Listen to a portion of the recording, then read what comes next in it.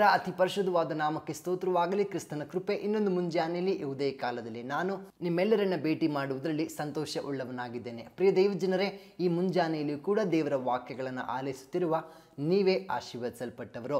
ಈ ದಿನದಲ್ಲಿ ಕರ್ತನ ವಾಕ್ಯ ನಮ್ಮನ್ನು ಹೀಗೆ ಬಲಪಡಿಸ್ತಾ ಇದೆ.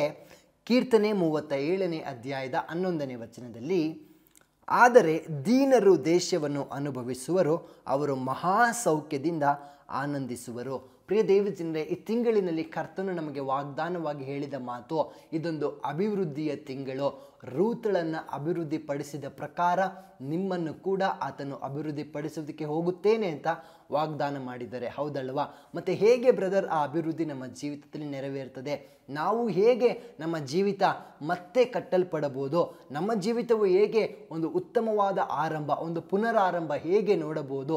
ಹೇಗೆ ನಮ್ಮ ಆಶೀರ್ವಾದಗಳು ನಮ್ಮ ಜೀವಿತದಲ್ಲಿ ನಮ್ಮ ಕೈಗೆ ಈ ಆಶೀರ್ವಾದ ತಲುಪುವುದಿಲ್ಲ, ಈ ವಾಗ್ದಾನ ತಲುಪುವುದಿಲ್ಲ ಅನ್ನುವ ಸಂದರ್ಭದಲ್ಲಿ ನಾನು ಮತ್ತೆ ಹೇಗೆ ಒಂದು ಆಶೀರ್ವಾದದ ಫಲಗಳನ್ನು ಅನುಭವಿಸಬಹುದು ಅಂತ ನೀವು ಕೇಳುವುದಾದರೆ, ವಾಕ್ಯ ನಿಮಗೆ ಕಲಿಸಿಕೊಡ್ತಾ ಇದೆ, ದೀನರು ದೇಶವನ್ನು ಅನುಭವಿಸುವರು. ಪ್ರಿಯ ದೇವಜನರೇ, ನನಗೇನೂ ಬೇಡಪ್ಪ, ಯೆಹೋವನ ಪಾದ ಒಂದು ಸಾಕು, ಯೆಹೋವನ ಸಾನ್ನಿಧಾನ ಒಂದು ಸಾಕು, ಆತನನ್ನೇ ಆತುಕೊಂಡು ನಾನು ಇರುತ್ತೇನೆ ಅಂತ ಆ ದೀನತೆಯಲ್ಲಿಯೋ, ಆ ಭಯಭಕ್ತಿಯಲ್ಲಿಯೋ, ಆ ನೀತಿವಂತಿಕೆಯಲ್ಲಿಯೂ ನಾವು ನಿಂತುಕೊಳ್ಳುವುದಾದರೆ, ವಚನ ಹೇಳ್ತಾ ಇದೆ, ಆ ದೀನರಿದ್ದಾರಲ್ಲ, ಯಾರು ನನಗೆ ಈ ಲೋಕ ಬೇಡ, ಯಾರು ನನಗೆ ಈ ಎಲ್ಲ ಲೌಕಿಕವಾದ ಕಾರ್ಯಗಳು ಬೇಡ, ಏನೇ ನಷ್ಟವಾದರೂ ಕೂಡ ನನಗೆ ಯೇಸು ಸ್ವಾಮಿಯ ಪಾದ ಒಂದು ಸಾಕು ಅಂತ ಅಂಟಿಕೊಳ್ಳುವಂಥ ಜನರಿರ್ತಾರೋ, ಯಾವ ಪ್ರಕಾರ ರೂತಳು ನವೋಮಿನ ಅಂಟಿಕೊಂಡಳೋ ಆ ಪ್ರಕಾರ ಯೆಹೋವನ ಮೇಲೆ ಆತುಕೊಳ್ಳುವ ಮನಸ್ಸು ಯಾರ್ಯಾರಿಗಿದೆಯಲ್ಲ, ಅಂತಹ ದೀನರಿಗೆ ದೇವರು ವಾಗ್ದಾನ ಮಾಡ್ತಾ ಇದ್ದಾರೆ, ಅವರೇ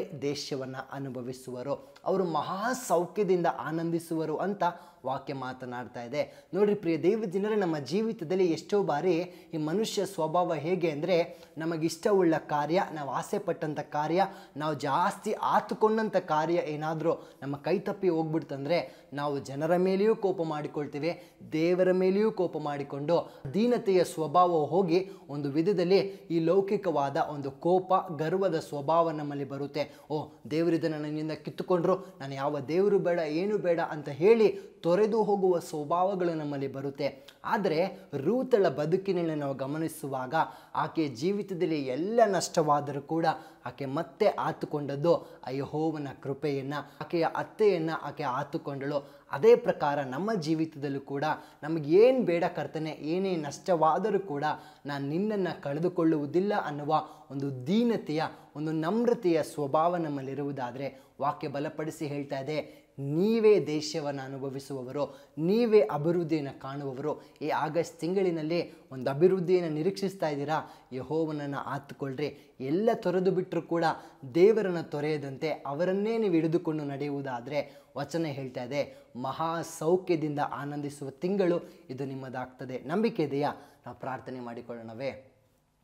ನಮ್ಮನ್ನು ಬಹಳವಾಗಿ ಪ್ರೀತಿ ಮಾಡುವ ಪರಿಶುದ್ಧ ಕರ್ತನೇ, ನಿಮಗೆ ಸ್ತೋತ್ರಪ್ಪ. ನಿನ್ನ ವಚನ ಪ್ರಿಯ ಮಕ್ಕಳನ್ನು ಹೀಗೆ ಬಲಪಡಿಸಿದ್ದಕ್ಕಾಗಿ ವಂದನೆ. ಹೌದು, ದೀನರು ದೇಶವನ್ನು ಅನುಭವಿಸುವರು ಅನ್ನುವ ಪ್ರಕಾರ ಈ ತಿಂಗಳಿನಲ್ಲಿ ಕರ್ತನೆಪ್ಪ ಪ್ರಿಯ ಮಕ್ಕಳನ್ನು ಆಶೀರ್ವದಿಸ್ರಿ ಅಪ್ಪ. ಹೌದು, ದೀನ ಸ್ವಭಾವದಲ್ಲಿ ಅವರು ನಿನ್ನನ್ನೇ ಆತುಕೊಂಡು ಹೆಜ್ಜೆ ಹೆಜ್ಜೆಯಲ್ಲಿಯೋ ನಿನ್ನ ನೆರಳಿನಲ್ಲಿಯೇ, ನಿನ್ನ ಮಾರ್ಗದರ್ಶನದಲ್ಲಿಯೇ ನಡೆಯುವುದಕ್ಕೆ ಆಸೆ ಪಡುವಂಥ ಪ್ರಿಯ ಮಕ್ಕಳ ಮೇಲೆ ನಿನ್ನ ಕೃಪೆ ಇಳಿದು ಬರಲಿ ಕರ್ತನೆಪ್ಪ. ಅಪ್ಪ, ಎಲ್ಲದಕ್ಕಿಂತ ವಿಶೇಷವಾಗಿ ಅಪ್ಪ, ಒಂದು ದೊಡ್ಡ ಸೌಖ್ಯ, ಒಂದು ದೊಡ್ಡ ಆನಂದ, ಒಂದು ದೊಡ್ಡ ಅನುಭವಿಸುವಿಕೆ ಅವರ ಜೀವಿತದಲ್ಲಿ ಉಂಟಾಗಲಿ ಕರ್ತನೆ. ವಾಗ್ದಾನದ ಫಲಗಳನ್ನು ಅವರ ಕೈಗೆ ಒಪ್ಪಿಸು ಕರ್ತನೆ. ಆಶೀರ್ವಾದವನ್ನು ಅವರು ಕಾಣಲಿ ಅಂತ ನಾನು ಪ್ರಾರ್ಥಿಸ್ತೇನೆ. ನಿನ್ನ ಕೃಪೆ ಇರಲಿ ಕ್ರಿಸ್ತೇಸುವಿನೊಂದೇ ನಾಮದಲ್ಲಿ ತಂದೆಯೇ, ಆಮೇನ್ ಆಮೇನ್. ದೇವರು ತಾನು ನಿಮ್ಮನ್ನು ಆಶೀರ್ವದಿಸಲಿ. Thank you. ಬೇಕಾದ ಸ್ಥಳ God's grace prayer hall, Sunkadakatte, Magadi ಮುಖ್ಯ ರಸ್ತೆ, ಬೆಂಗಳೂರು 560091. ಗೂಗಲ್ ಮ್ಯಾಪ್ಸ್ ನಲ್ಲೂ ಕೂಡ ಗಾಡ್ಸ್ ಗ್ರೇಸ್ ಪ್ರೇಯರ್ ಹಾಲ್ ಎಂದು ನೀವು ಸರ್ಚ್ ಮಾಡಬಹುದು. Further details and prayer support, contact Word to Word Ministries, Bangalore.